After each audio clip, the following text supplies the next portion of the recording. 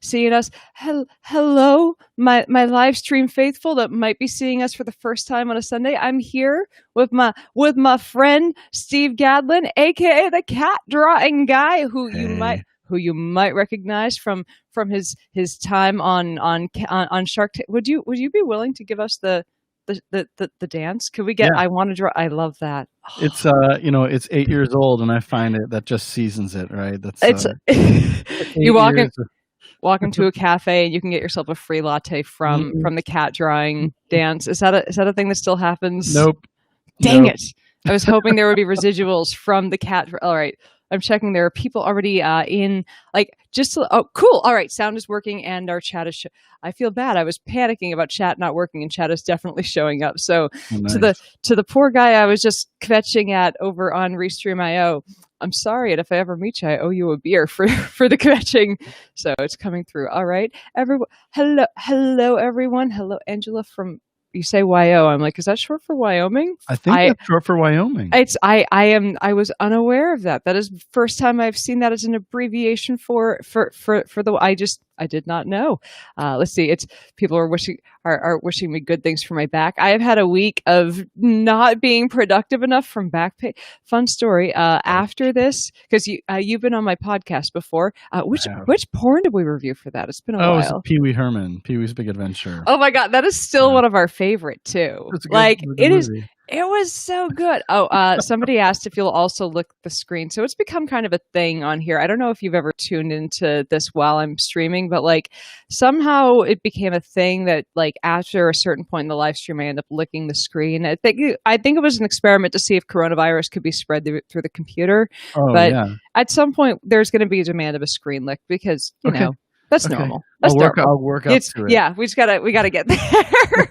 So people, look, we can't have any human contact right now. This is the closest some of my followers are going to have to any human contact ever. Well, ever. It's you're like, hey, I could come in there and cause some damage. I could do some things. So, oh man, we're gonna to my followers out there that are like, what is going on? Why you're bringing comedians in there? Yeah, it's been a hard for anyone who's outside of America. Not that it's been an easy week anywhere else. It's been a fucking insane week in this country where people are like there are cities burning and there are cities drowning and we're funny people and we're unequipped to handle this, so we're like, maybe we can try making you laugh a little. We're gonna do the best we can. We're gonna try, and we don't know what else we can do. So yeah, it's fine. I only make people laugh when I'm not trying. So normally how it goes. If they're laughing at me, I'm good. I'll do what I'll trip over a thing. I'll trip over my words, my own 2 feet. I can do it. Someone said we need some freaking on purpose comedy. I don't know how to do that. Comedy when I'm on purposing it. Let's see. Julian Smith Becker just commented, I'm required by the NHS guidance to self-isolate, so the weird screen-looking tradition is somehow helping keep me sane. Oh, great. We're doing a public service. For everyone who's got who has some sort of a licking fetish, we're getting them through. Where there are people who cannot get their doorknob licking knocks. They can't get them off. We're doing what we can. Hey, I have a good on purpose joke. Oh, I want to hear an on purpose joke. This is my live streaming on purpose trick. This might be all I have. Maybe I'm a fool for whipping this out so early, but it's whip out what you've got. All right. You have our consent for whipping that out. Do it. Right. Fair enough. All right. So I'm just gonna. My nose feels stuffy. I'm sorry. Oh my God. Like it's not. I feel. I feel bad for laughing at that one so hard. No, it's highbrow. It's sophisticated. It's funny on 3 or 4 levels. You know. It's if anyone is just listening to this and not watching, like wait, this is what I meant. I'm 12. Visual gags work on me. Like that's clearing just my eustachian tubes. Oh God! Like is that the first symptom of? That is definitely a symptom of COVID. I'm sure. Like is that like is that like the fourth stage of COVID? It's like that's before you lose your sense of your left testicular. Like that's a stage in there, right? Your left testicular. That's a thing. I didn't know about that thing. I'm going with it. Pretending that's a thing. We're leading into it. We're trying to make this okay. Nothing's okay right now. Nothing. Let's see. Bloaty. Kieran Madden suggests bloaty head disease. Yeah, and that really was kind of the height of my intellectual comedy.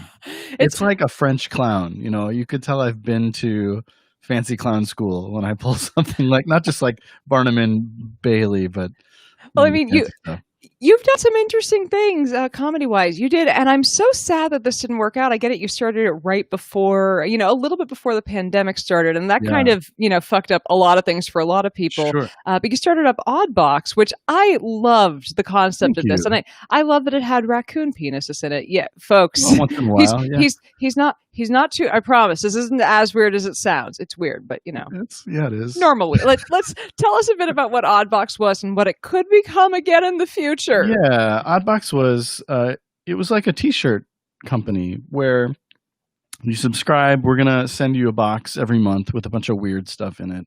And the only promise we made about the T-shirt was not that it would be funny, but that it would be non sequitur enough to make people point at you and say, "Well, what does that mean?" Look at you confused. So and we threw in like little bags of sand and fart bombs and other miscellanea, and always included an apology letter, and then a postcard with a stamp already on it that you could write and send to whoever you wanted. You were supporting the post office. Oh, I love the post office. With when I was doing cat drawing, it was all about putting a stamp on something and sending it in the mail. So I love my post office, but it failed. We had, I think, not to toot a horn, but a really great freaking commercial for it. It was amazing. And it just didn't. We didn't get that hook, so we were spending a lot more than we were making, and then COVID hit, and then everything was hell, and it vanished. I'm just saying, if all the commercials that I see on YouTube that come up far too often were narrated by you as opposed to the douchebag that narrates the fucking Dr. Squatch soap commercials. Oh, I hate those. Like, okay, I'm sure I'm going to have people who are mad at me for saying this, but how do you incorporate toxic masculinity into a fucking soap? Yeah. Your soap is garbage. Eat this manly soap. It'll give you bigger balls. Like, I feel like that's what I get out of those commercials. And the manscaping ones too. I understand, this is a new phenomenon, not new, but it's been a pressure that women have felt for far more years than I have. You guys understand our pain. Yeah. You will know the self-consciousness of not being sure if your ball hair looks right. Yeah. Oh, for sure. And it was a new fear for me. It really injected all new sorts of psychoses. But what a foul bag of shit that person is who's putting together those commercials. Like, I don't know if part of me wonders, is the guy who is the guy who is doing the guy who's the spokesperson, is he involved with the company or is he just the spokesperson? Because that voice is just incredibly douchey. Like maybe he's burdened with a douchey voice, or maybe that's just like, if you have that douchey voice, company, so it would make sense to me that he's the guy. But like maybe if you have that voice, you become a douche. Is it a self-fulfilling douche-officy? I'm not sure how that works. Because people treat you, you get these little micro treatments throughout your life that steer you into that corner. Like, you're a confident person with that voice. Of course, we're going to let you run a soap company and pretend it's the best soap we ever had because it smells like cunt. I don't know. It smells like this stuff is just Axe body spray in solid form, right? Like that's all. That's all it is. It's right before they vaporize it. It's one less step, so it's actually much cheaper to produce than Axe body spray. Like, look, if it gets some men to use soap, I'm not going to say no to it. But like, good point. But at the same time, like, if that's the bar that we're drawing at, maybe these are not people that we wanted to fuck in the like, I don't know if it's going to help them get laid. And to be fair, there are other reasons to use soap. Not evolutionary, right? But there are other There are other motives for maintaining a clean. Are you telling me people might want to be clean just so that they're not fucking gross? Steve. Just a few people. Just a few people. Where did you get this information? This was in a church pamphlet. Call NASA. A church is telling people to what? Don't tell the church. They'll think this is witchcraft. This is science. They can't allow it. Oh man. Oh boy. Good time. So let's question: Are you still drawing? People are commenting. Note to self: use soap.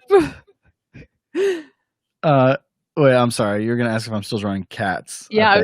I keep saying. We'll get to that in a second. You're about to say something. Let's hear it. Oh no! I was just gonna say you inspired me, and I wasn't. I had stopped drawing cats, and then I saw you on Cameo, and I'm like, oh, I can draw cats on Cameo. Yeah. So I got on there, and I've got one order. So nice. I'm drawing a cat.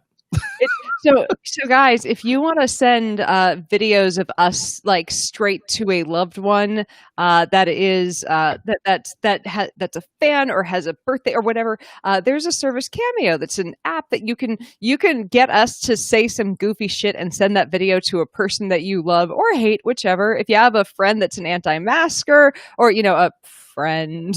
Sorry, get that quotation mark in camera. Friend. Like my first order was from Steve to yell, to kindly scold a friend of his who shared one of those videos from one of those anti-science doctors, and I'm like, hey, yeah, person whose name I won't say on here, your friend Steve really cares about you and saw you sharing some bad stuff. So if you so need somebody, you were so you were holding back, and I loved it. Well, here's the thing, I think that if you're contacting, if I'm just yelling at people on the internet, and I mean generic people, I'm going to be a little more snarky, but if I'm talking directly to a friend of yours, that's a different message. It's like, sure. Hey, your friend, that person's going to be pissed at you personally if I'm horrible to them, but if I'm nice, they're going to be like, man, they reached out to.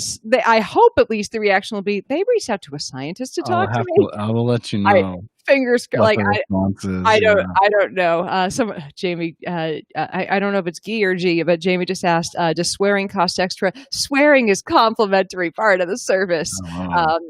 But yeah, if I'll post the link. I mean, I'm sure you can just hunt me down by typing in my name or the SciBabe on Cameo. But yeah, go hunt for us over on Cameo. And I'm about as cheap as they come on Cameo because I know it's a bad economy, and I see what people who are worth it cost on there.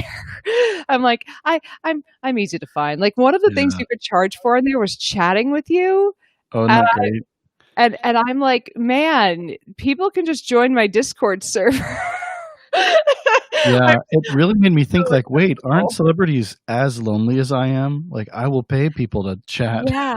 I went, I have my Discord server, and I was like, hey guys, please come into voice chat because I'm bored. I was trying to figure out how Discord works because, I'm old.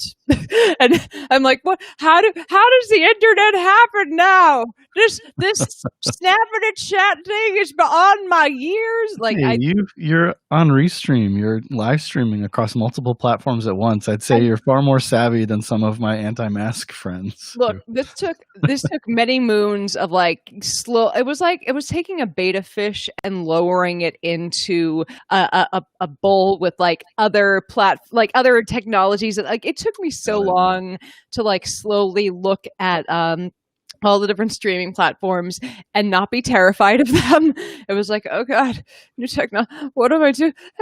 Every time I sat down to look at them, I'm like, I would get a headache just from being overwhelmed. So it took far too long. But no, I think I'm at the point where it's not that I don't understand how to use Snapchat or TikTok or any of these. These are clearly infinitely understandable platforms.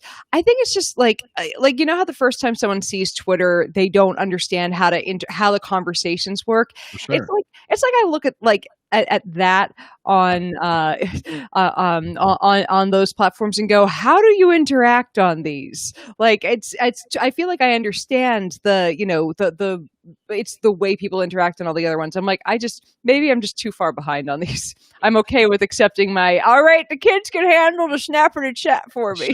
Sure. So, no, I'm very much like that on several platforms. My kids are way into TikTok, and nice. I can't even go see what it is. I don't want to know.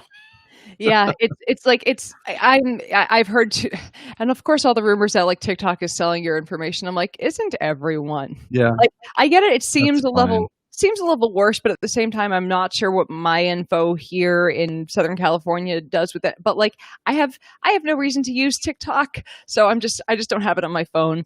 Let's see, a couple of questions from out in the stream. My friend Celestia asks, "Are you drinking moonshine?" No one drinks water from a mason jar. Celestia, number one, you know I don't drink. I'm on too many meds that do not. Urine. This is obviously urine. Come on. Yeah, I mean, come on. I've gone. Do you know that there's a group of people that drinks urine and they call it what is it? Distilled waters. Wow. I'm not even like your body's a fucking distillery and it's just making you pure. These people are crazy. There's the amount of crazy out there. I don't think people would understand. Like until you've gone as far down this fucking rabbit hole as like people in the skeptic movement, like there's the crazy out there would not just surprise. It's horrifying. People think drinking pee is a way to get healthy. Like I thought, and then there are people on the other end of that who are like, do colonics to like literally scrub the poo, like scrub the waste out of you. I'm like, you know that both of those products are waste products, right? Drinking one of them is not a drink. If you are desperate for fluids, you can safely. Please don't take this as an endorsement out there in the audience. Please don't take this out of context. You can safely drink pee if absolutely necessary to preserve. Please don't do it. Please don't. Harley Jones comments, distilled in what sense exactly? Distilled in the sense that they don't know what the word distilled means. That's someone commented. Kieran commented pretty much the exact same thing. Yeah, wow. That's not how distilled works. We've seen some strange stuff over the years. But no, not it indeed is just water out of my glass. You guys know there's only one thing I get unsober on, and that is cannabis and occasionally DMT and occasionally mushrooms. What's DMT? Now I'm old. Oh, you clearly have not been on Joe Rogan yet. Oh. There's DMT is it's a hallucinogen, and it's the fun thing about it's God. There's this like I don't know if it's a meme, but there's a thing everyone like whenever someone tells Joe Rogan's like there's a thing going with. I sorry for all the stuttering, but at one point Joe Rogan just responded to someone like, "Interesting. Have you tried DMT?" Like, and I don't know if it was a non sequitur, but it's become a thing with the meme of just Joe Rogan responding, "Interesting. Have you tried DMT?" And I don't know how many guests he's done that to, but this year for my birthday, I just, because I couldn't go anywhere outside of my house, I took a trip in my mind.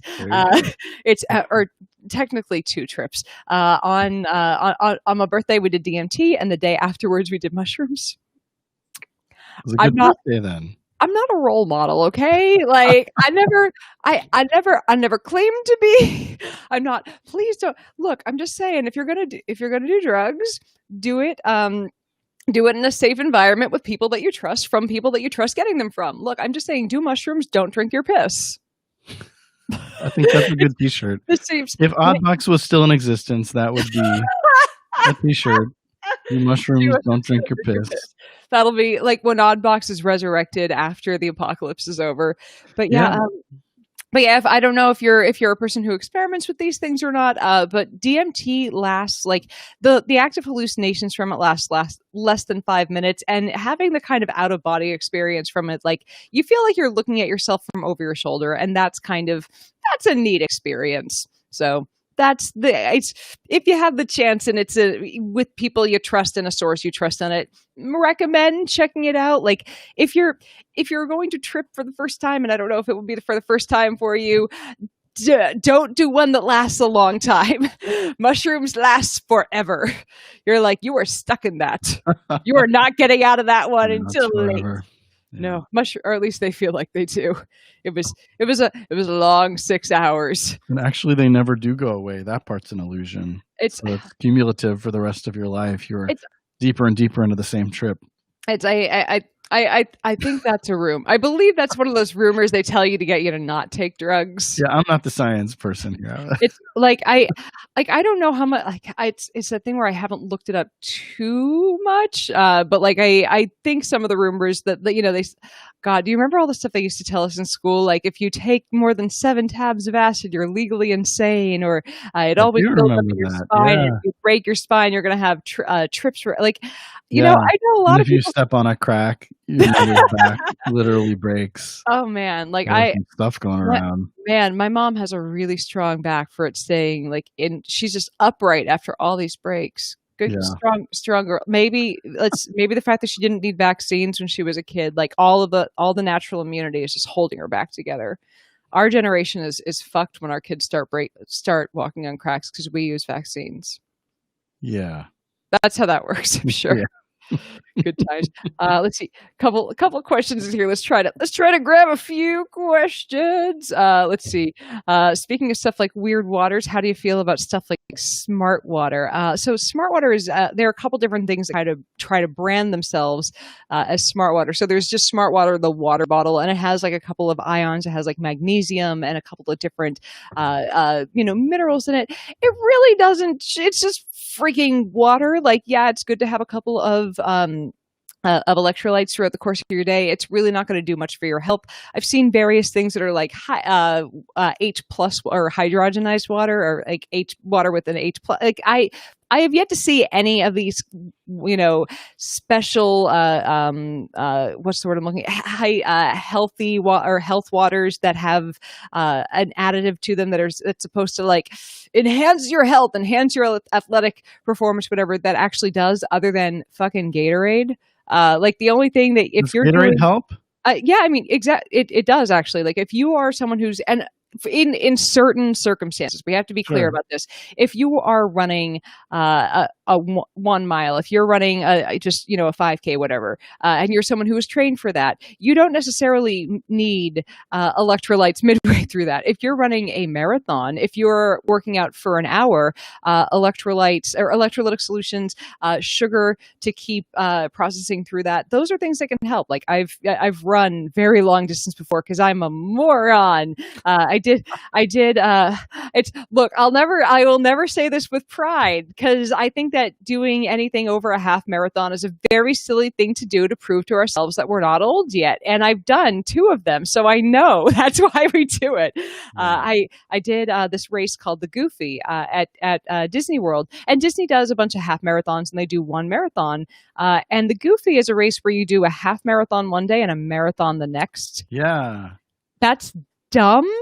It's dumb. A friend of mine did that, but it was like a 5K, then a 10K, then a half marathon, and then a full. They only started doing that, like I think it was a year or the next year after, and I was like, I'm totally going to do that, and then I tore a labrum. Then I tore a labrum in my hip, and my running ended entirely. But fucking hell, man! Like I got to the half. Like I woke up the day of the marathon, and my quads were tired and sore, and I'm like, oh, I have to run 26 miles today. Fuck. And I remember getting to the halfway point of the marathon thinking, can I just collect another like half marathon medal now and just call it a day? And I'm like, I have 13 more miles to run. But that was, I've done 2 half marathons. I've never done a full marathon. Yeah. With the half marathon, it's always the obstacle for me is just, how do you occupy your mind? Yeah. And I never get into a zone where it's just easy. Like every mile is 100 years long. It's for me, like, and I think it took until I was had been running for, I don't know, maybe 6 months or so. The first 2 to 3 miles are aching drudgery. I fucking hate 5Ks. Yeah. Like I've run so few 5Ks, like in an actual race, because I'm like, they're not fun for me. I don't like these. These are awful. I want to, like, if I'm doing a 5K for a race, I know the whole point of it is to, be in pain the whole time and get it over and done with, and basically sprint it if you can run half marathon distance. But like, those are the miles that I have to warm up and try. But like, if every mile is playing games with yourself, like, and you're not, sinking into it, that's not your sport. Like, that's not an okay, comfortable thing. But I have a question for you. I'll see what I can do. CBD strikes me as complete quackery, mostly because it's sold out of all the shops that used to be smoke shops and then vape shops and now mall kiosk CBD shop. So mixed. I have a mixed answer on that one. And I want to hear it. I want to hear the sciencey answer. There are a couple things happening with CBD. One is that it absolutely 100% science-backed, FDA-backed works for a seizure disorder called Dravet syndrome. And I'm not sure how many other seizures it works for, but it absolutely 100% were like science backed, and that's how it started. Like it got out onto the market.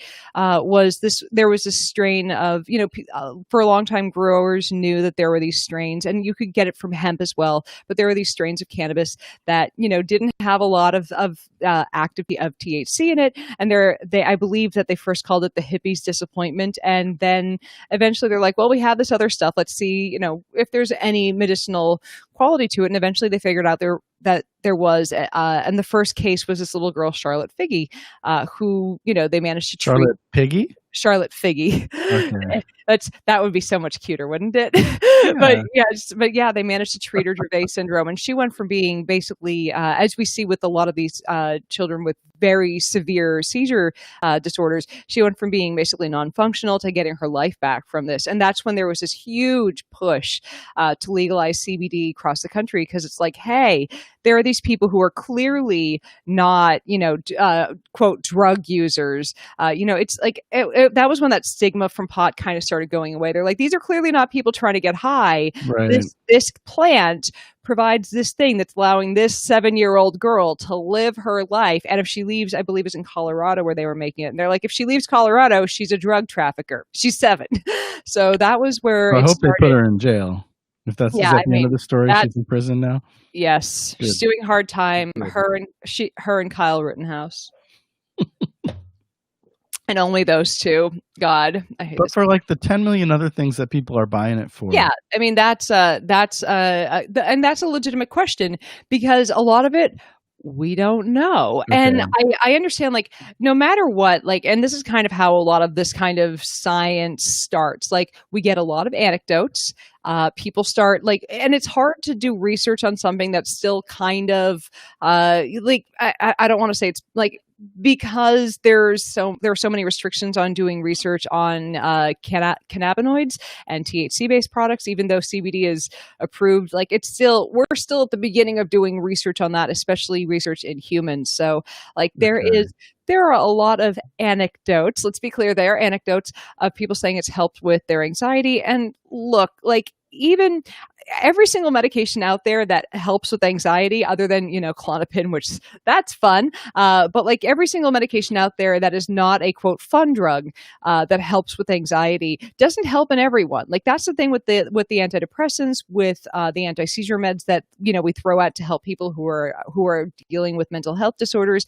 None of them work on everyone. They have a fairly low success rate, and you kind of keep swapping them out until you find one that works. So sure. Even if CBD only works for anxiety in say 30% of people, that's a win. I mean, even if it works in less than that, like there are people who are struggling with anxiety. I have a good friend who dealt with a Xanax addiction, went to rehab for it. The one thing that has gotten her off of it has been vaping CBD. And I'm like, which is worse for her? And even if it's placebo effect. And I don't even know anymore. And that's why I go, I would like to see more research. Like sure. If it's placebo effect, fucking cool. A placebo got her off of Xanax. But if it's not, I'm the type of skeptic that loves to shit on parades. And CBD is one that I just want to wail on, but I'll back off. Oh yeah, like I think no. I think some people are totally full of shit on it. Like there are some people who are like, I feel so high, I just took a bunch of CBD. I'm like, the point of CBD is that it doesn't get you high, you idiots. I'm like, I feel so, but like, what's interesting, and this has kind of thrown me off a little bit, and I think there might be a synergistic effect between CBD and THC, because my husband does work. He's the chief scientist at a cannabis lab. And this is very strange because he's brought home various tinctures that are combinations of CBD and THC, and he's brought home vapes that he's made that are just, straight THC versus a THC CBD combination. Mm-hmm. The ones that are a 5-to-1, and I do not understand this. Like, and I'm the person who's like, give me as much THC as possible. CBD doesn't get me high. Fuck you. The ones that are a 5-to-1 combination THC to CBD, like mainly THC, but dash of CBD. I don't know why they get me higher. I have not, like, my husband's like, try it. I'm like, I don't believe you. And again, what a neat husband to have. Oh yeah, comes home with he comes home with that. That and his mom's a grower. Like I have it is she real tall. Not a shower. No, she grows the cannabis. There was before out back behind her. She lives in the middle of nowhere where I'm not going to reveal the location because I want those cannabis plants to be nice and safe, along with my mother-in-law to be. What would the latitude and longitude be if I were to look at my Google Maps? The number will be latitude number. Fuck off. It's amazing though. Like we took a picture of my husband standing next to one of the trees, and it's like a giant, like he's 6 foot some tall, and he had his arm up as high as he could on top of the tree, and like it's 3 feet taller than he could reach. Like these trees go pretty tall, so it's not. Anyways, but scrolling through the comments, somebody just asked to see Science Dog. Hold on a second. Hey buddy, come here. And if you want a drawing of Science Dog, I do dogs too. Just on Cameo. Wait, do you do dogs as cats? Because that would be amazing. Yeah, I do the thing that you said is amazing. That's what I do. I'm just wondering, would Buddy get cat ears? That would be funny. Hi, Buddy. Buddy has had a hard few weeks, but he's been to the vet in the past month for crystals in his dick. I should clarify. He gets urine crystal buildup. He's on a special food for it, and having 10 roommates means that people have been giving him treats and throwing off his diet. It's been several weeks. Wait, now. It's not like a new age thing that people are trying now? Like, well, not. Please don't do that to your dog. If you're following, I was doing it to my dog. No, if I. It's to your raccoons. Yeah. Yeah, no, Buddy is it seems like, he chewed a hole in it. He chewed a hole straight through his ass from the number of fleas that he's gotten. The hole is a closing, so it's like we had monster fleas on our front lawn, so it's like no matter how much flea medication we gave him, like the fleas in the lawn were bad. So it's like this past week, like it was me out there like with a respirator spraying the lawn. It's been a week. It's been a fucking week, or it's been a month for the poor dog has been to the vet 3 times. By the last time, he didn't even watch the news, man. Yeah, the dog is if he knew what was happening with the hurricane, he would be very sad. Yeah, very sad. He's still pissed about Wisconsin. Like he's beyond himself. He can't even come on screen to talk about it. Ugh. So. Side Dog would like to say Black Lives Matter. Just wants to spread that out there. But let's see. Someone just said his chakras are so open, man. Like Side Dog chakras are they're open to the world. It's funny. My yesterday, so I have my monthly patron chat or Patreon chat, which I had yesterday, and Bonnie is the cat that hates Buddy, and she was here at the beginning of the chat, and she was sitting with me before this started, and then Buddy plopped down, and they hate each other, and she's like crawling on the desk behind us right now. I'm like, come here, Buddy. No, come on, hang out. And she's staring at the dog like, not until the dog dies. Like my animals have this complicated dynamic of hating each other, and like there's one cat that just does not like the rest of them, and she loves humans, hates the rest of the animals. So sorry, go ahead. We got a puppy. I hadn't had a dog in about 30 years, and we just got one a few months ago. He's cute. It's a Labradoodle. His name is Rocky. Oh my God. Yeah, it's neat. He's had a lot of diarrhea. Oh no. That's infinitely less cute. Yeah. Infinitely less cute. That part we weren't prepared for. If it makes you feel any better, Bonnie's an old cat and she has a lot of diarrhea. And because we love her, we're still putting up with it. Yeah. I figure, that's fine so long as he's happy with it. He seems to enjoy having it. So like what it's, hey, who hasn't enjoyed a good leaky shit every once in a while? Thanks for saying that. I appreciate you giving some attention to that. That's you gotta enjoy what your ass will give you. Like it's better. Look, and I think this is a judgment call. Would you rather some severe constipation for a week or some severe diarrhea for a week? And I think it depends on the severity of the case. Yeah, and how comfortable and private your bathroom is.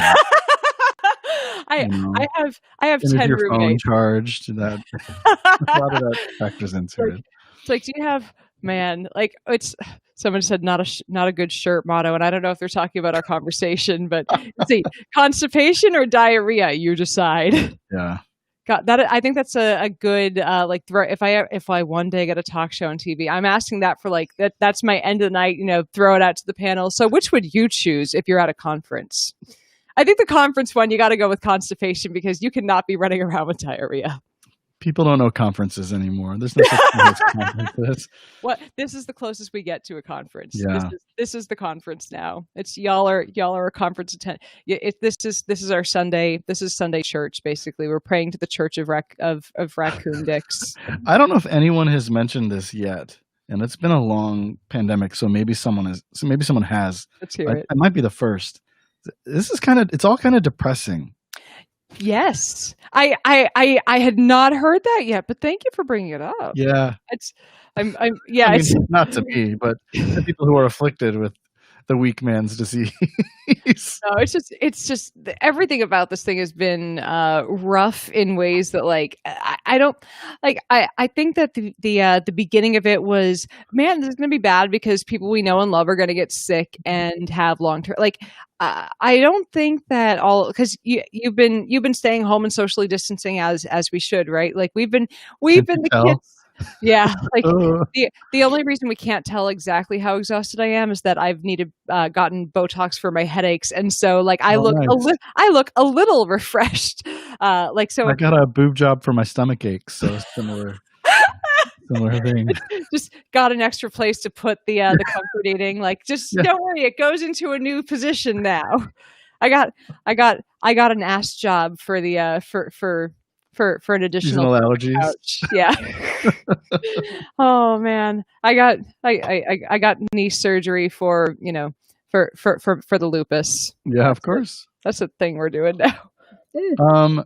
So do you have friends and family members who have been directly affected by COVID-19? I have been fairly lucky so far that no one very close to me has gotten sick. Like let's see, somebody in the comments is asking about the revised CDC numbers. Let's chat about that in a second.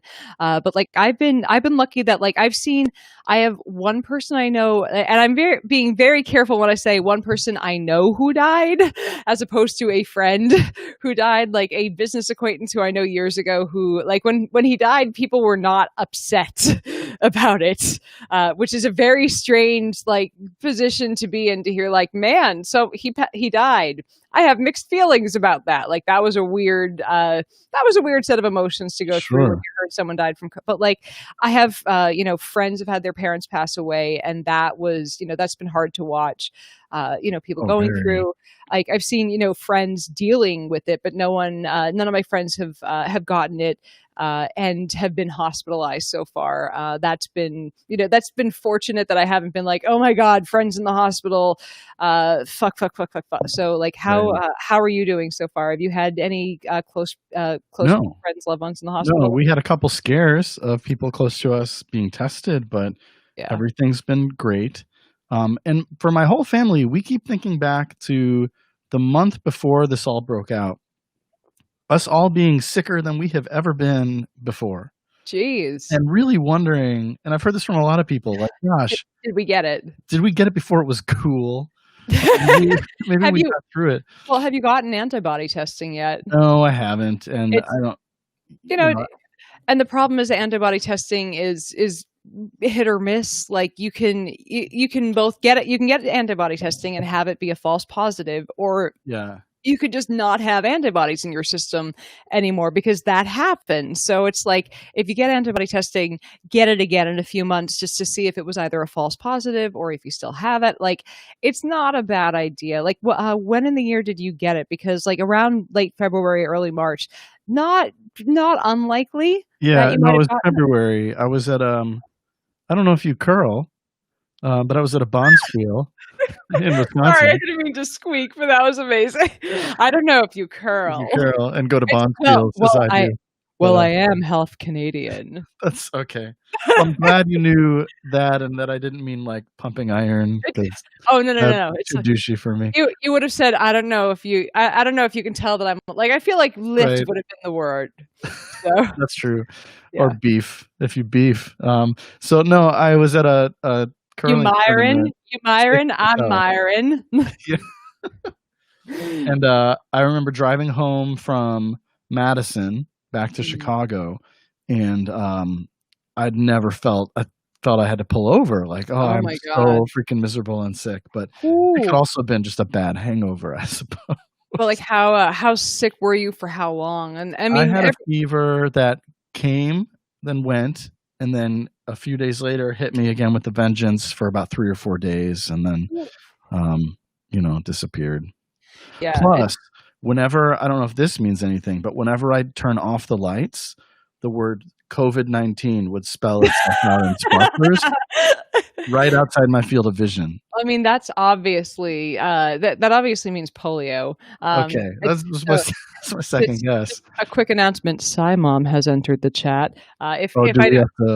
If I don't announce, oh no, it's like my mom is fully aware and very proud of me for running a podcast in which I analyze the plot lines in pornography. Excellent. So she's my mother. Some shit went wrong somewhere along the lines. Like she knows things happened that made this. So it's like, all right. We could like, I can't protect her from the entire internet of my content, so may as well invite her. Yeah, so, that's great. Hey, Mom. There's no dirty, like, there was one day I remember I was in the kitchen I don't even know what I was doing in the kitchen, and she was in the living room and she just calls out, "Hey, what are you doing in there?" And like, I'm doing whatever you do in the kitchen. I'm making a sandwich. I'm washing a dish, whatever. She goes, "What are you doing in the kitchen?" And I just yell back, "Masturbating." Like, because it was a dumb question to ask me, "What are you doing in the kitchen?" Right, it's a woman in the kitchen. What's the big deal? Yeah.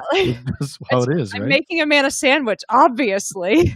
But like, it's just like, so that's kind of the relationship I have with my mom.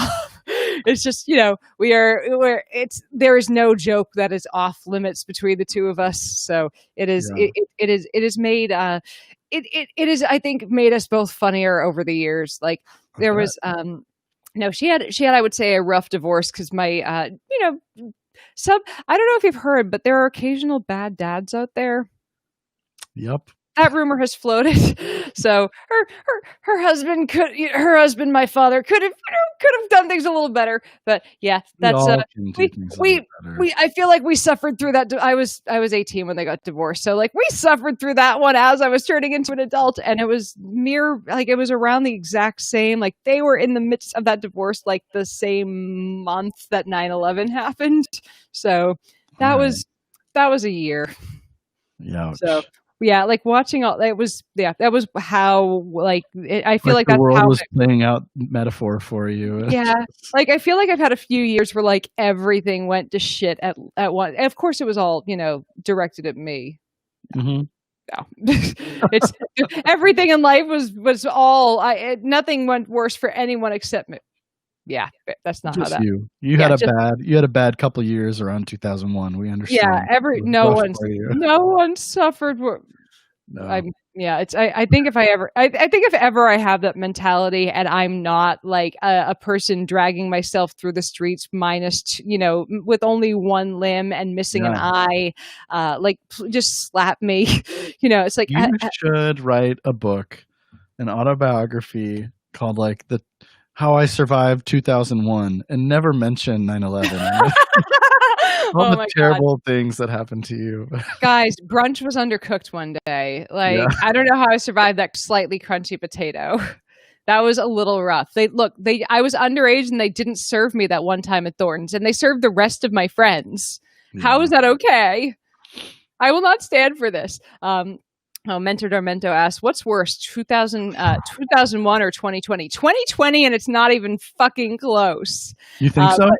I think that here's the thing: we would not have 2020 would not be happening if 2001, if all the because we wouldn't have had the Patriot Act, we wouldn't have had.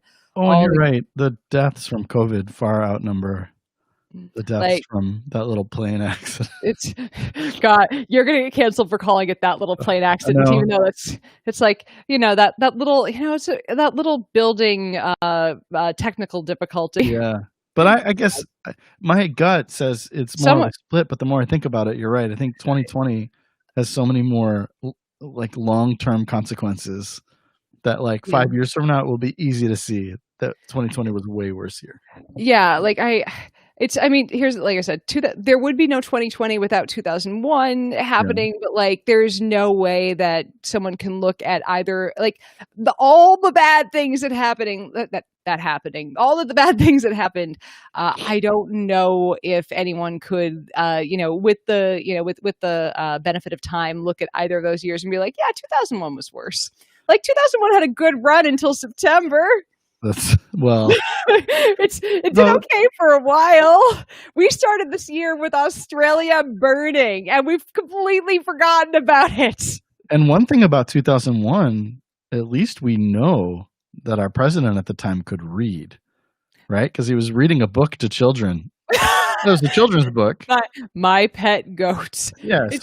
It's a friend of mine made. I hope it's somewhere on YouTube. A friend of mine made a movie about that called Pet the Goat, and it's about two people that end up swapping their views on it's fun. It's got these really adorable musical harmonized musical numbers, and two people swap their views, their very extreme views on on Bush through the course of it, and it's just it's very amusing. But yeah, if you can hunt down this video called Pet the Goat, it's very funny on that whole adorable era of Bushisms and whatnot. Man, remember when we thought George Bush was the worst thing that could happen to democracy? Yeah, we did for a very long time, and it definitely wasn't the best thing to happen to it. But no, here's what we have to remember is he was still bad. We keep looking back and going, yeah, why did we think Mitt Romney was bad? He was still bad.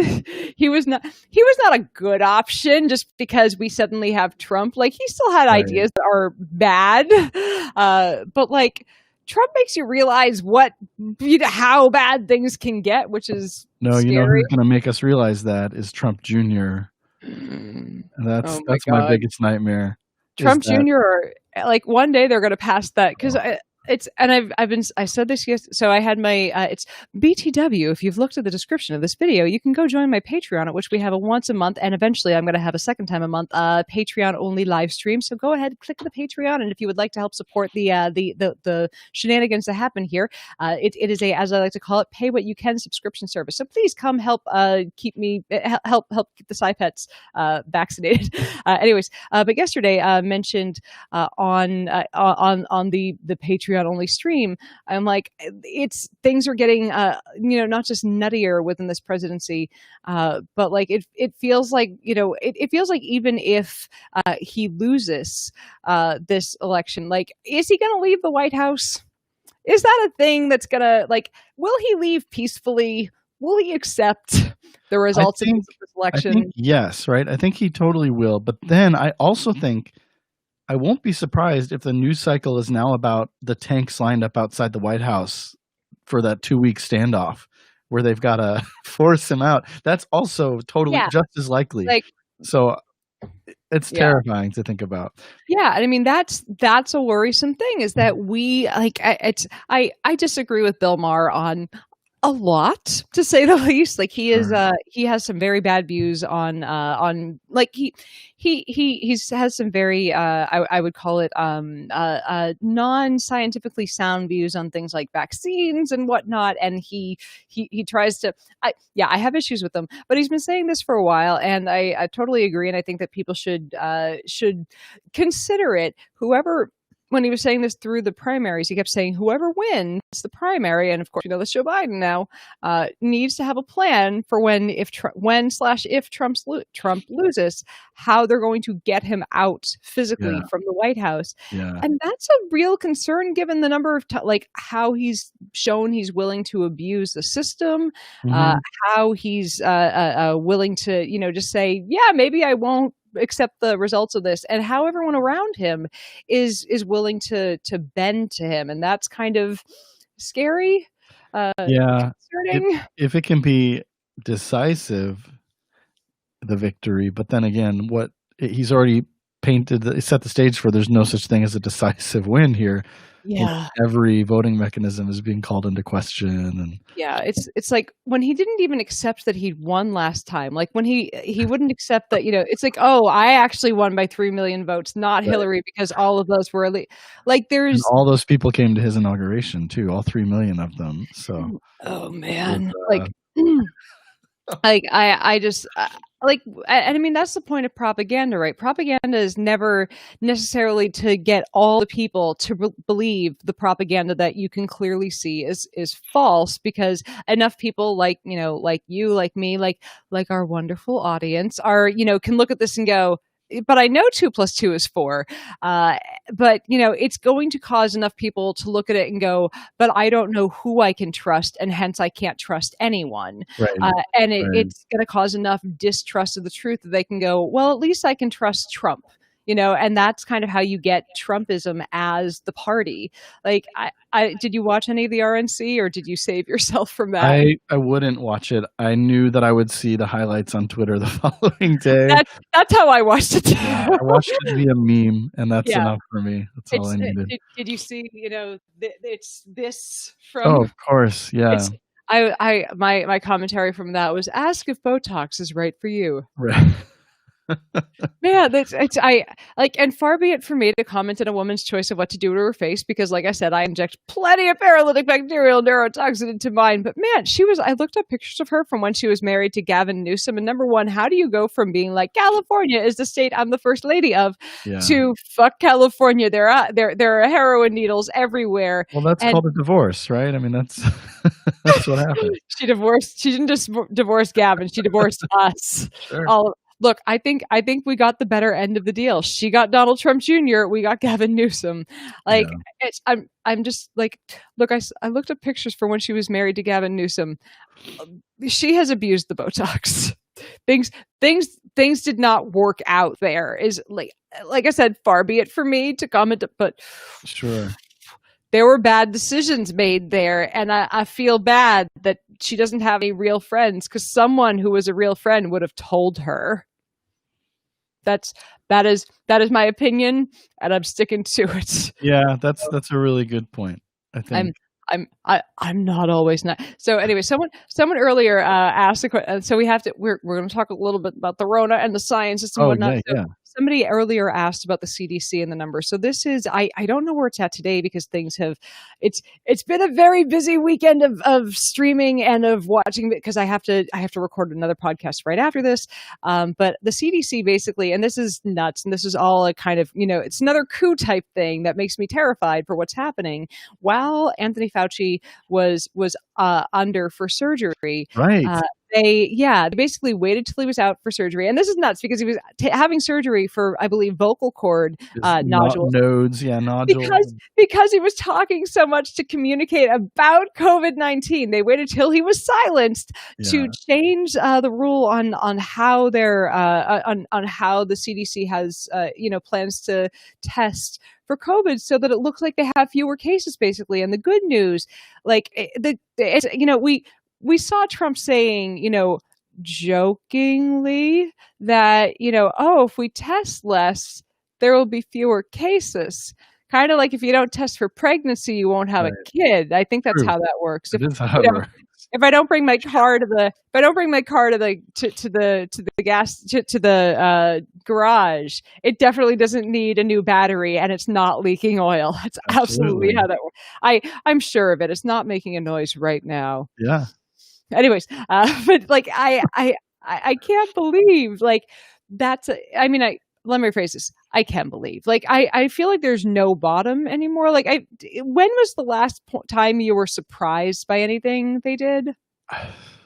The surprise now is always about how unsurprised we are. Yeah. And how, yeah. It's like, I was surprised that they raised $100,000 for that fucker who shot a bunch of people in Kenosha. And then I remembered, no, that's not something. No, that's just like, I was surprised by I knew a couple of fringe people were going to end up defending him. I was surprised by the mainstream. Yeah. People. I was surprised that people from my fucking hometown in Farmington, New Hampshire, that I never would have thought defended a kid who started shooting people in the street, were defending him. There were twins, fraternal twins that I were in my class. One of them was like, and you always would have expected, the one that got out of town, the one that left the hometown would be more likely to, met people, got out. The one that stayed in the hometown, but it's the girl was saying, this is bad, this is wrong, this guy needs to go to jail, and the guy was the one that happened to leave the hometown, but the guy is the one who's defending the horrible authoritarian Nazi. Like, I just don't fucking understand how this is the mindset. But anyways, quickly back to the CDC thing. The good news is that individual states, and the big thing is, how is this going to affect reporting? How is this going to affect testing in your individual state? Steve Gadlin's in the comments too. I see you, baby. But so how is it going to affect individual states? So a lot of states can set up their own individual their criteria for testing. So your state might not be following that criteria, which is fantastic. So, please check, like, if you're they're basically trying to say, we're not going to test asymptomatic cases. We're not going to test if you've just had an exposure, and we don't know if you're symptomatic yet. But like, that doesn't mean that if you've had a definite exposure, shouldn't quarantine. It doesn't mean that you can't, follow best practices, with your company, so discuss this with, people that you're working with, discuss this with, your bosses, with your community, if you're at school, with the teachers at your school. But yeah, please, don't just I hate that I can't say please trust the experts on this anymore, because the CDC has been infiltrated so much. But yeah, look to what the state guidelines are now, because the CDC is not testing responsibly, and I'm horrified for what it's going to do to the apparent numbers in the country. So also look at your local state numbers and whatnot. So I'm lucky that I live in the USC area, and I'm going to keep getting updates from USC about how bad the numbers are directly in my neighborhood, because they keep partying every night. Speaking of which, how are we doing now?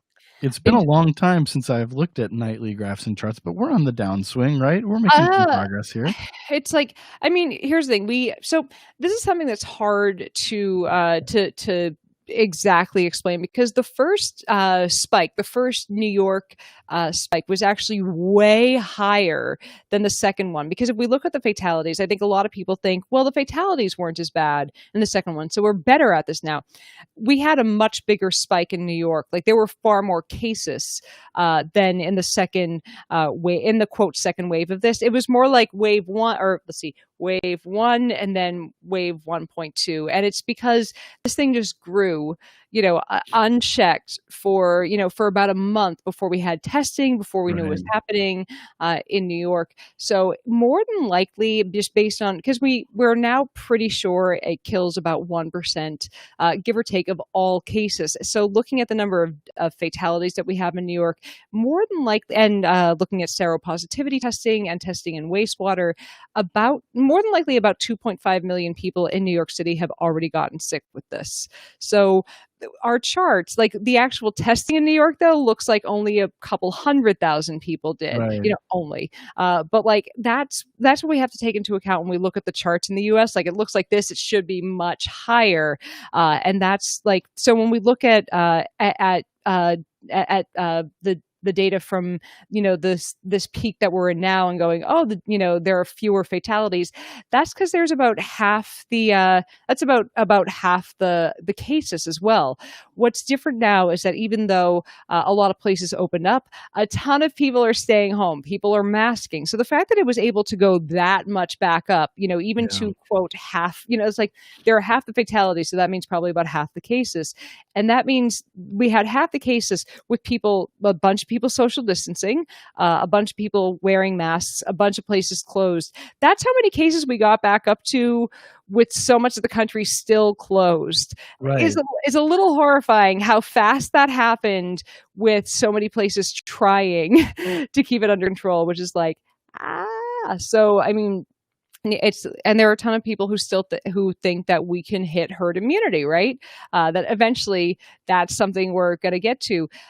New York would have to, at this point, go through what they've been through already 2 more times to get herd immunity. Yeah, just 2 more. Two more. Small number. I can truck. Oh yeah, two more months of horror and open mass graves and refrigerated oh boy. And I mean, states where it hasn't been quote that bad yet, I don't think any other state has above, I could be wrong about this. I don't think many other states have above 10 to 15%, even in their very populated areas. I could be wrong about some of the places that are right around New York. So please, if you're in the comments and you're hearing this and I'm wrong, go ahead and give me, as you know, I like being fact checked, but man, it's the thought that we can just do this via herd immunity, misunderstands herd immunity and misunderstand the point of herd immunity. How familiar are you? Me said are pretty today. How familiar are you with how herd immunity works, Steve? Not very familiar. Only that I know it's the cure-all and will save us soon. Exactly. Just it's magic wand from the herd immunity fairy. So a lot of people, some people are, and I've seen this argument from people who think that basically what herd immunity is that we get a new disease and we all get it. And because we haven't seen it before, all we need is to get the immunity and our systems get used to this. And then we are all immune. And that is not how this works at all. Sure. So what herd immunity is say you have 100 people in a room, and I just use 100 because easiest to work with. And one person is in that room who has the disease and nobody else has any immunity to it. That person can easily, given enough time, everyone's eventually going to catch that, right? And there are people in that room who are extra susceptible, right? Who have, who are at high risk. And that's, say if they're a representative sample of the population, there are going to be people who are old, who have breathing problems, who are, have other risk factors. But say we're partway through this pandemic, where we are right now, and say that, we're going to go high, say 20% of people have gotten sick. And so you're in that room, 20 people already have the antibodies, and you have one person wandering through who's sick. You can still, there's the way that herd immunity works is that you have fewer people who can be vectors to that disease, so that people who are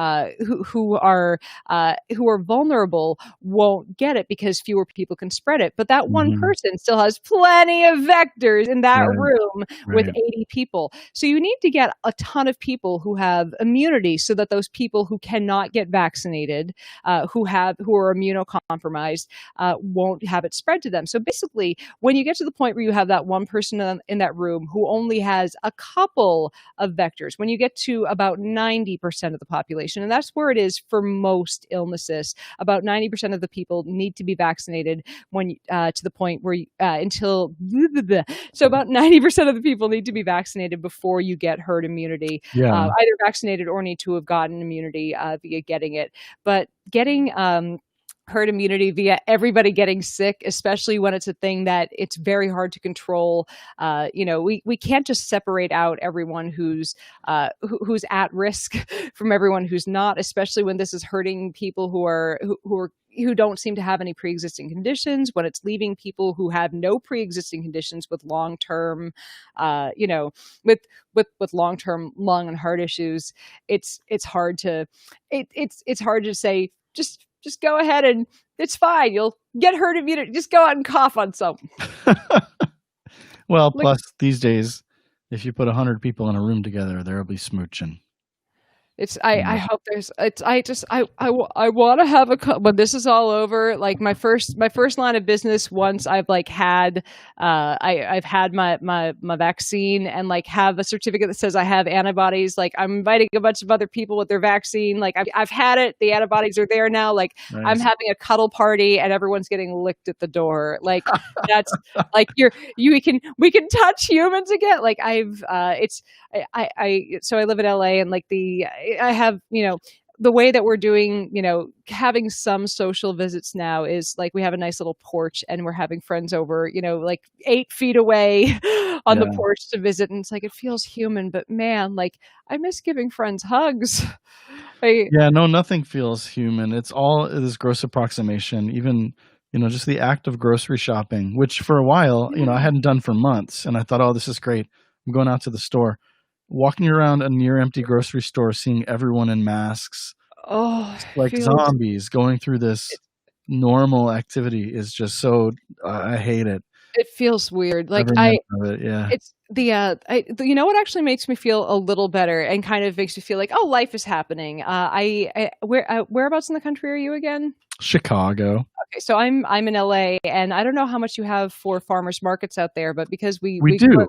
It's we go every Saturday morning. Yeah, going to farmers markets actually makes me feel so much better, because like it feels, it's people still have, masks on, but like it feels there's something that feels normal about the way people are shopping at farmers markets somehow. All right. Like pay more attention. Ours called a little lame, but it's like, I mean, because there are farmers markets every day in LA. Like there's one around, like there's one right around the corner for me that I go to every Wednesday, and like I dig that I have a place that feels safer because it's outside, and there's. And like I get to connect, straight with the farmers. Like and the groceries are cheaper. Like I dig everything about that. It is one thing that makes me feel a little bit alive. Our farmers market had restrictions when they reopened. They said only one family member per household. So my wife and I would go and have to pretend not to know each other and go buy vegetables, just so we could both experience that together. But it's a little easier now. I went with my I went with my father-in-law once, because, like I said, I live in a giant commune, and one of the people who lives, like, just to be clear, I live in the attic. My father-in-law lives in. It's such a giant house. There are like days that will go by and I won't see some of my roommates. Is it actually a commune? Yeah. Yeah, I live in it's communal living. Like it's not like we're split the means of production of it's like there's, we share, some of the expenses are like split via the rent, like, all the bills are in terms of like utilities go in via the rent. But man, this is the cheapest that one could possibly get for rent in LA, and I will not say it on the air because I don't want people coming for me with pitchforks. It's you got extra rooms? I think we're going to actually in about a month. So, but like I don't think we're going to have enough rooms for a family of you, kids, and wife. Sure. So, but hey, no, I travel solo. I gotta get out of here. But no, we're it's one of those houses where like there's, whenever a room opens up, it gets filled very quickly with someone who's like a friend of the commune, and we're like as has been learned over the years, people, if someone gets in here who turns out to be a problem roommate, it's goddamn impossible to get them out. But it's been because like there aren't traditional renter agreements. Like it's a weird setup. Like basically 4 people who own the house basically wanted a place that hippie artists, exactly like me, could have a place to live while they're making their art and trying to survive in the universe. And like one of the guys who owned the house used to own. I apologize for the patrons that have heard this, or for you guys that have heard the story 15 times. But hey, the story of extricating a family of possums from up here is fucking funny every time. So we moved into this place. My husband had lived here before. He'd basically like grown up, in various rooms in this house. And when we moved to San Francisco for a gig for him, and the job fell through, San Francisco was a horrible time, and we were just ready to move back. Things hadn't worked out, and the guy who owned the upstairs part of this, or was one of the owners in the house, was talked into letting us take this space because it was just all of his stuff, and he was, shall we say, his health was failing, and he knew he was not long for this world. and he was, he was in an assisted living facility. And so he was like, yeah, go ahead, clean out my, go ahead and work on packaging up my old stuff. And holy crap, I've never seen so much garbage. Like I said, jars of urine, boxes of newspapers from Soviet era Russia, boxes of phone bills from the 80s, rubber nipples. Like there were blow up dolls. Wow. I review porn for work and pleasure. This man had so much porn, I was terrified. Crates, whole crates. Like we luckily, and I say this when I say luckily he is dead, I mean there are like he was not a good person. It's there.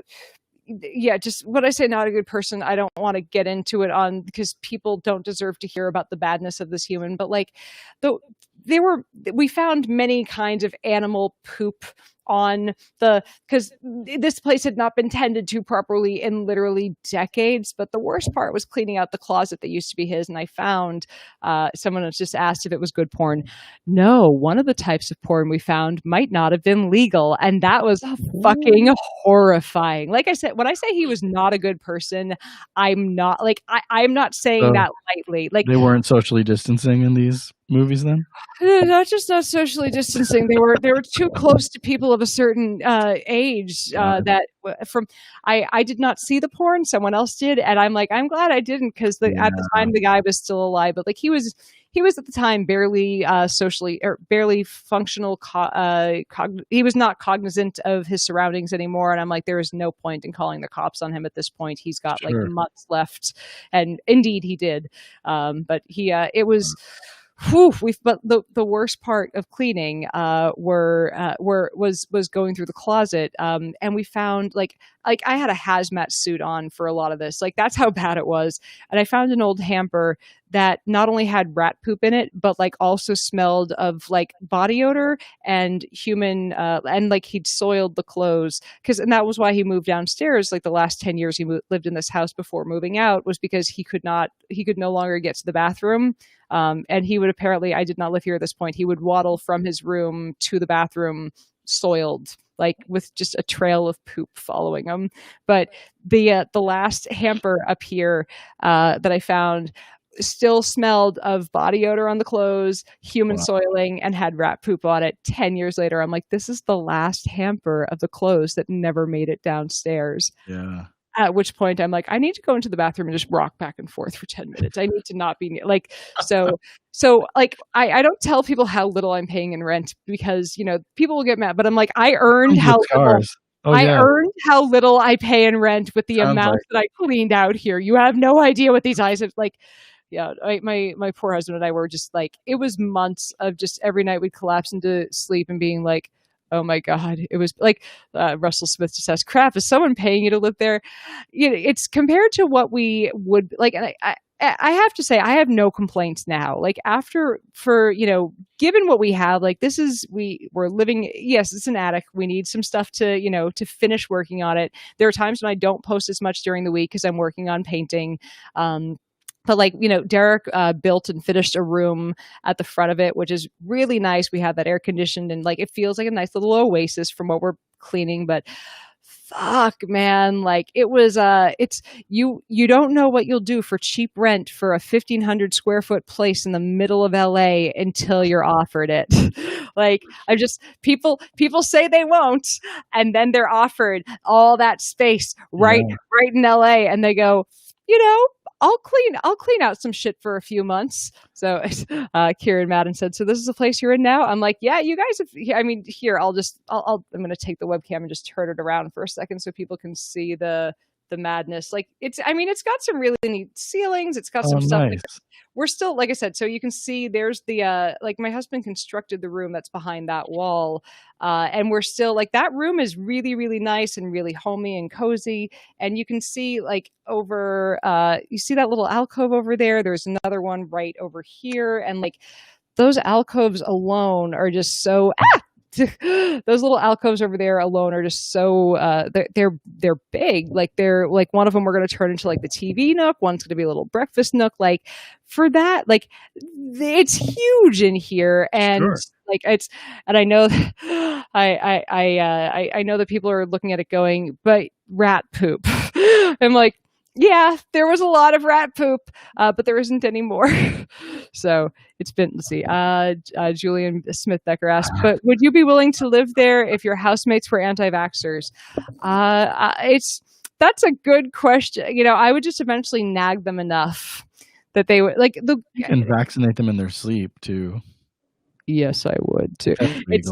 It's funny. They've been so good about like, and I mean, I have like my father-in-law can be a little bit of a hippie about things. Like at one point he got a really bad cold and he said it was a flu. And he's like, you know, I think the flu does good things for you. I think it kicks something out of you. I'm like, sir. And I just like, I was very blunt with him. I'm like, Richard, the flu is a deadly illness. It does nothing good for you and can indeed cause and like, I got very serious with him. And he like the next day he's like, I think you're right. Like when it was like, oh man, the flu had sunk a little deeper into his lungs.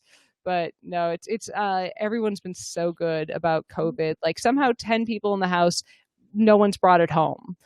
Which I like, that's a lot of vectors right in downtown LA for like, and it's for no one breaking the rules to the point where we've gotten ill yet. So we had 2 people go to the protest early on, and I was terrified because we didn't know how it spread that well at that point. Yeah. And that was when I got tested, and then we found out outdoor spread with masks doesn't seem to be a problem. So that was quite fortunate. So it's quick heads up to you guys. We're going to wrap this up in about the next 10 minutes or so. I have to, we've been rambling for a while, and I hope you guys have enjoyed this. It's a quick note because we've linked to a few things that Steve does. You can follow him obviously over at Cat Drawing Guy on Twitter, and he has a really wonderful live stream. Do you want to tell him a little bit about I do, because I'm so excited that we're going to have you on the 15th. I'm so excited too. Yeah. I'll talk a little less. No, you know what? It's a blast. So Talkin' Funny is a show that I used to do on cable access 15 years ago. And it was basically, I aligned myself with a nonprofit and was therefore allowed to do this live call-in show. And it was just me and my friend acting like idiots. And people would call us and call us dumb. And we'd have a lot of fun. And it became this thing we did over years and years. And with the pandemic, I was looking for stuff to do, and I woke up one morning from a dream that I was doing that show again, and quickly Googled the technology and realized I can do that show again. Nice. But it's just a ridiculous interview show. We've had Jordan Klepper and Lauren Lapkus and Horatio Sands and some great funny people on, and it's like this show minus the science and with a lot of stupidity laid on top of it. So I highly recommend it. We're gonna have so much fun with you, Yvette. I mean, we only did a little science today. Like I'm trying, like Friday is kind of the day where it's like, there's some silliness, but mainly I'm asking, hey guys, what, like tell me all the questions you've got on COVID from the week, and we'll end up talking a little bit about all the other awful things that are happening in the world then. But like Friday is, I try to get a guest on once a week, whichever day I can get them, great. But I'm trying to aim for Sunday being the guest day, and Friday being the, me and my audience are having some bonding time. But like, this is, it's some days I'm going to, like, I had a scientist on last week, a really good headache doctor, and they're going to be, today is just, come on audience. We need some giggles today, and there will be nothing else. But I don't know if I have a format for this one yet. Yeah, no, I love it. This was so much fun. You have a great, vibrant, active audience, man. I'm jealous. It's wonderful. You guys can be Steve's audience too. And remember, he draws people as cats, and he never mind draws people as cats. He captures their essence. He's done pictures of me and my podcast co-host Alice as cats, and he fucking captured us. I was like, I'm skeptical of you, Mr. Cat Drawing Man. And indeed, the dark arts. Yeah. He brought us together. No, quick question before we wrap this up. We're going to be here for a few more minutes. There's a thing that happens with screen licking here. That's what I heard. And people are demanding it. Would you be willing to give the camera? Am I licking my screen? You're licking you're giving the lens a quick little, a socially distanced look. You don't have to get it wet, obviously, but just want to warn your audience. This is a 44-year-old tongue that's seen some things. So mine's 37, and we don't know where it's been. So let's on 3. 1, 2, 3. Did I do it? You did. Awesome. Folks, you are welcome, or I am sorry. I love it.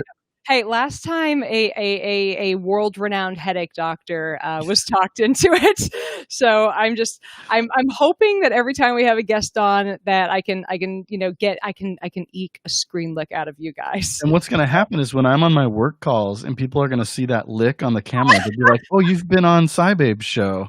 Yeah, well, instantly. I hope that I hope that there is a fan out there that's like collecting like GIFs, and someone's going to complain that I said GIFs and not GIFs, and I don't fucking care. Someone's collecting like GIFs of all the screen licks to like make a compilation video of them. It's like I one day hope I get Dr. Fauci on here and I can be like, "So Dr. Fauci, that's great. Could you do me?" I emailed him asking for an interview, and like I know he's a little busy, but like man, like he's got on so many like podcasters things, but like I get it. Like I messaged him saying I get 40,000 people who tune into my like by the end of it I'll get about 40,000 views a week, but I'm like 40,000 compared to the people that get like 1 million views in their podcasts. I'm like, I get it. I'm a little far down the list, but no, right now I'm trying. Like I've been emailing back and forth with ZDog MD to try to get him on, and like he's a friend of mine. I've been on his podcast, but he is really fucking busy, and the only days I can get him on are Tuesday, Wednesday, Thursday. So if we get him on, it's going to be a weekday, and I'm working on it. But I'm playing the same game with Carol Baskin right now. I reached out to her.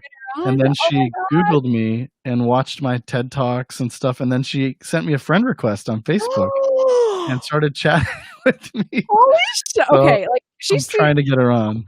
I feel like she was unfairly maligned. Of course she was. Like, because I feel like they look at it and like my take from that show, because I feel like I watched that show like a month late. Like everyone was over the Joe Exotic by the time I watched it. And I'm sitting there going, wait, what? What is?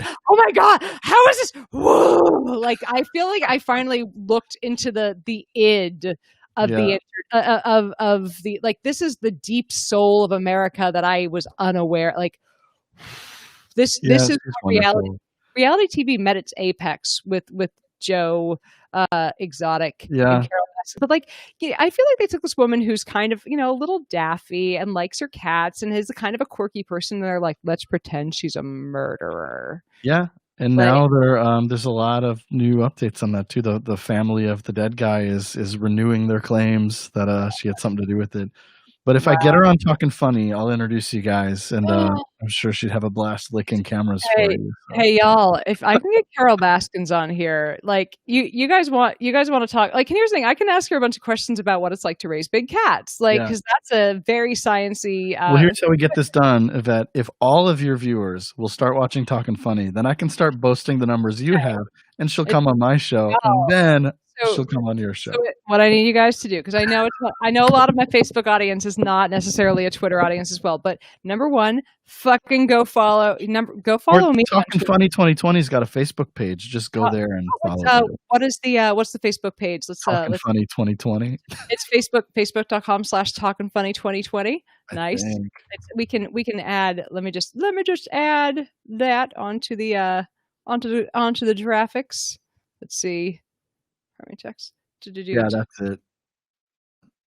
Facebook.com/Talking Funny 2020. And next week we have an ex-Chicago cop on the show, and we're going to get crazy serious. So it'll be, it's a fun show. Nice. Y'all check it out. Crying guy on Twitter. There we go. Adding caption one last time for you. So there we go. If you are hunting without the G, you gotta get rid of the G. One day I will. Damn it! I'll figure it out eventually. But yeah, hunt him down at Talkin. Facebook.com/Talkin Funny. Talkin Funny. 2020. Talking funny because the lack of G makes it way funnier. Anyways, so y'all can find those are the places you guys can find Steve. I will add Thank those. you, Star. Star is one of I not that I have favorite followers, but Star is one of my Well, favorites. she's my favorite now too. That's She's great. definitely I have a bunch of like regulars who are in there with the fucking links. They're in there with fact checks. Like I have a dedicated faithful that I'm very grateful for. My callers call in and flush a toilet into their phone because it makes us have to eat sour candies. Look, if you So. I need to get a phone line for this so people can call in on. Like Yeah. that is the next investment for this. I can help you with that. It took me a few days, but I got it all set up and working. Is it like a line on the computer, or is because it's not like? No, I use Google Voice, and then I use a program called Loopback to sort of add it as a microphone. It's this crazy, complicated, twisty thing, but y'all would if y'all want to call in, we can fucking work on that. But yeah, let's do that. Anyways, I've taken up enough of your time that I have to get ready for my next thing. Thank you so much, Steve. I hope you guys go check out. And I'm going to be on Talking Funny in a couple weeks, so you guys September 15th.